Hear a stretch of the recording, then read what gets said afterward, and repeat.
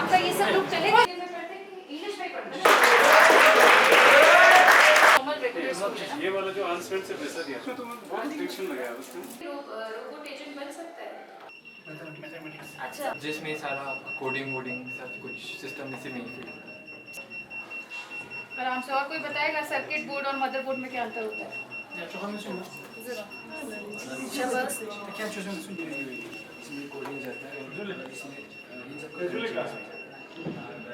इसमें क्या क्या कंपोनेंट लगे हैं यूएनओ में? ये कह रही है मदरबोर्ड है, मैं कह रही हूँ ये सर्किट बोर्ड है। मैडम बताइए इनको सर्किट बोर्ड और मदरबोर्ड में क्या अंतर होता है? इस मदरबोर्ड में क्या क्या लगे हैं बताओ। बड़ी बड़ी चीज़ों तो पता है, फंडा बताओ। इसमें कोई रजिस्टर लगा है?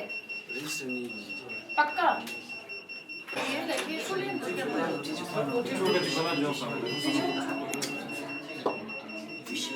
हाँ हाँ। ये तो एक भी लगाने से काम हो जाता।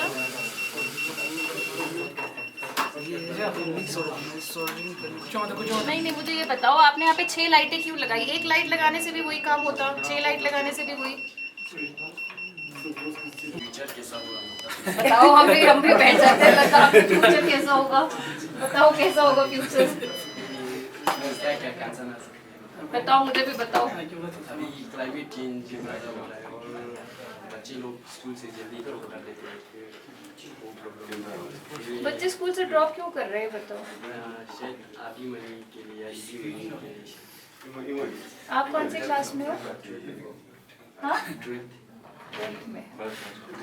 आपका आगे क्या प्लान है? सबसे पहले तो मतलब ये मैं ज़रूरी समझता हूँ कि जितने भी हमारे यहाँ पे स्कूल में इंफ्रास्ट्रक्चर होगा या जो भी लैब्स है, जितने भी गवर्नमेंट की तरफ से जितने भी लैब्स यहाँ पे प्रोवाइड किए, तो हमने पूरा उसको पूरा फंक्शनल किया हुआ है।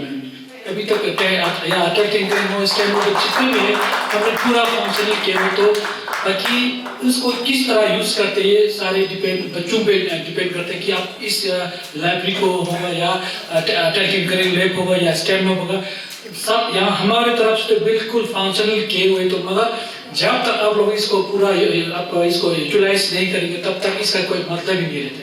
तो मैं बच्चों से आने वाले टाइमों में यही समझता हूँ कि आप लोग इस लाइब्रेरी से बहुत ही भरपूर फायदा उठाओ आप लोग, और साथ साथ में जितने भी यहाँ पे लाइब्रेरी से या लेबोरेटरी से उन सब से आप लोग मतलब उनमें आप जाके कुछ करो, मतलब स्टेम लैब पे जाके आप कोडिंग का करो या जो भी करना है आप लोग वहाँ पे करो, क्योंकि सारे जितने भी हमारे लैब से वो सारे आज से फंक्शनल है।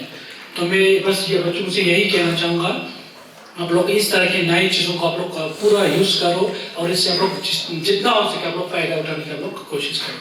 Thank you. Maximum time in a library, and Nurbu also knows the value of library. He has also spent most of his time in a library, so it can change the life of a student also.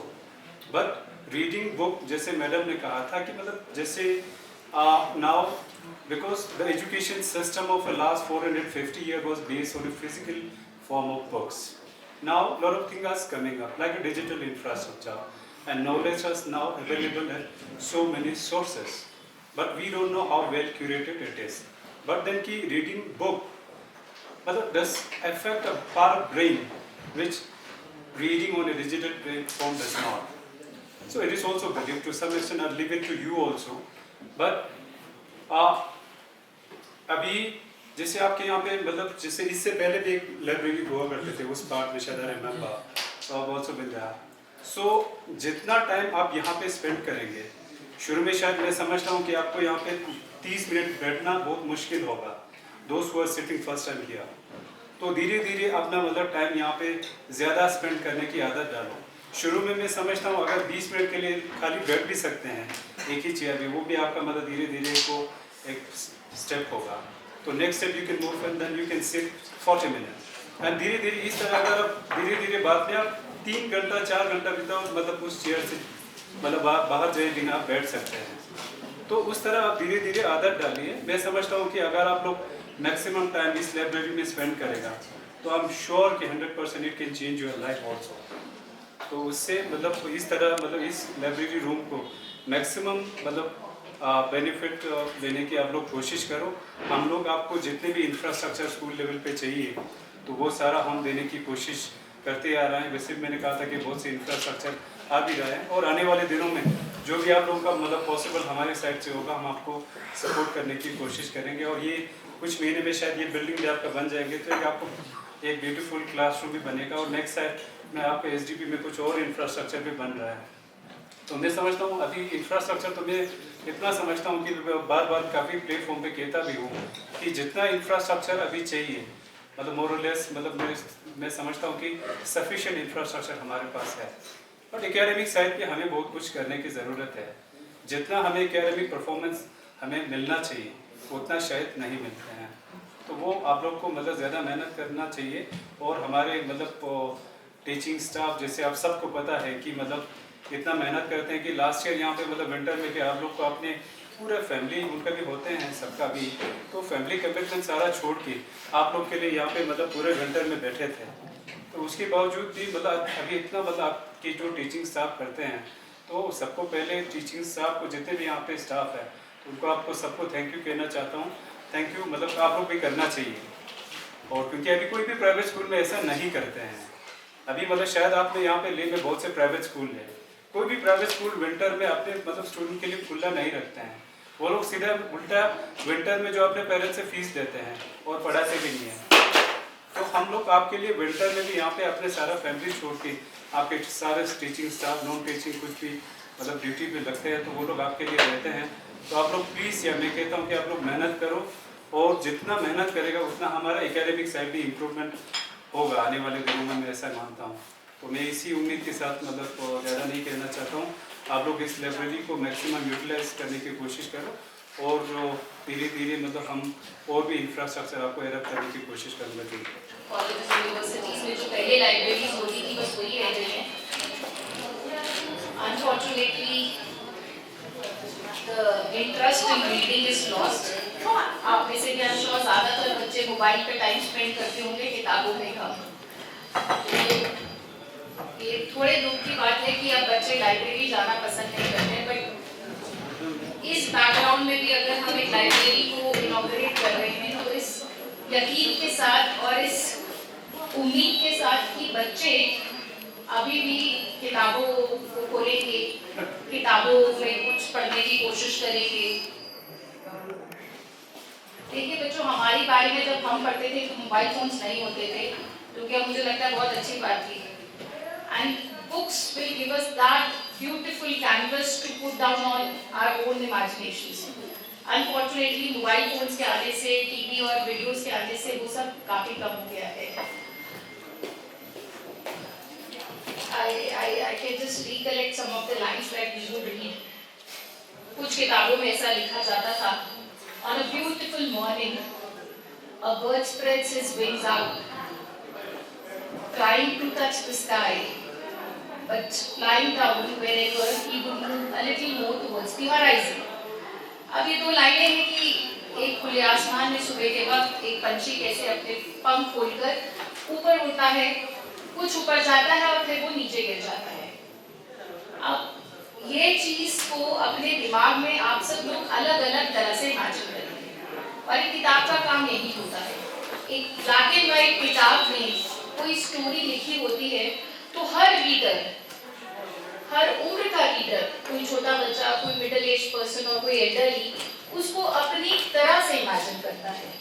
किसी के लिए वो sky बहुत लाल, बहुत नीला होता है, किसी के लिए बहुत सफेद होता है, मगर हर व्यक्ति अपने दिमाग में एक अलग अलग पिक्चर बनाता है, और रीडिंग का मजा ही यही होता था।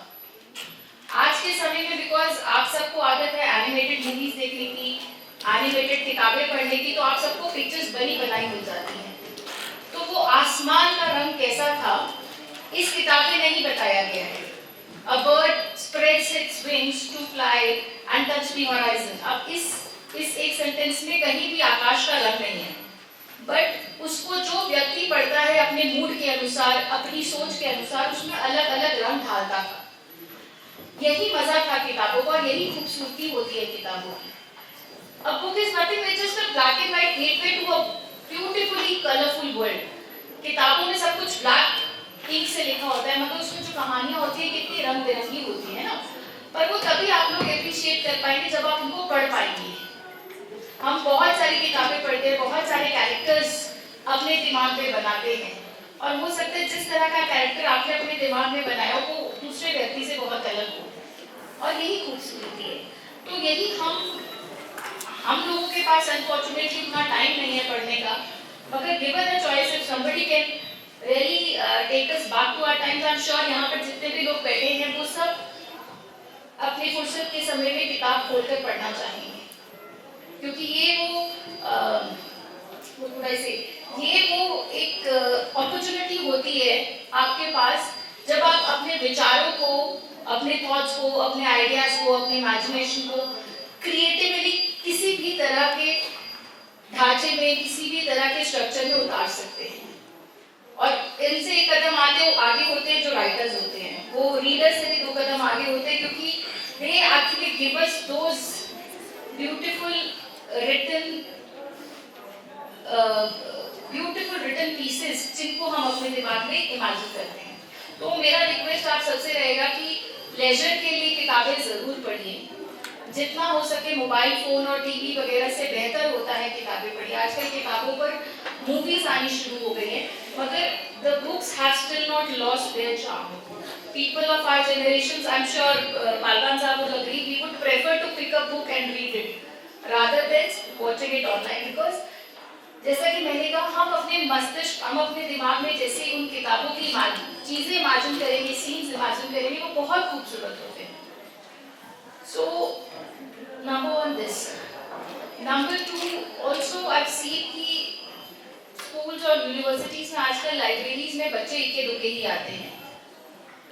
उन लोगों को लगता है कि शायद लेजरली पढ़ना आप टाइम का वेस्टेज करना जैसा है, मतलब आप लोगों को अपने करिकुलम सिलेबस कोर्स की किताबें पढ़ने से ही फुर्सत नहीं मिलती है। तो आप लोग, आई एम श्योर बहुत कम लोग होंगे आपके से जो शाम को, रात को पोइट्री की या कोई नॉवल या कोई किताब उठाकर पढ़ते होंगे।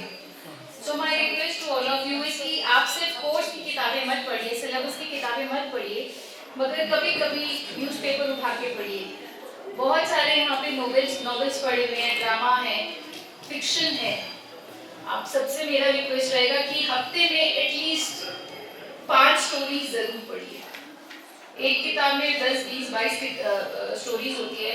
अगर आप हफ्ते में सिर्फ 5 स्टोरीज भी पढ़ेंगे तो यू वुड योरसेल्फ सी कि आप इस दुनिया को, आप इस वर्ल्ड को अलग तरीके से परसीव कर पाएंगे। और वो आप तभी कर पाएंगे जब आप रोजाना की रूटीन से बाहर निकलकर कभी कोई किताब को खोलकर पढ़ेंगे। Also I would congratulate the principal Norbu साहब कि आपने बहुत टाइमली लाइब्रेरी को करा। I would request you and your team to issue books to all of these students at least weekly. हर हफ्ते के लिए एक बच्चों को किताब दीजिए। आप लोग अपने सिलेबस की किताबों के बाहर, अपने डेली रूटीन के बाहर रोज 15-20 मिनट, आई एम श्योर इतना you can spare time, 15-20 minute के लिए किताब खोलकर पढ़िए। आई एम श्योर आपको कुछ बहुत नई चीज़ों के बारे में पता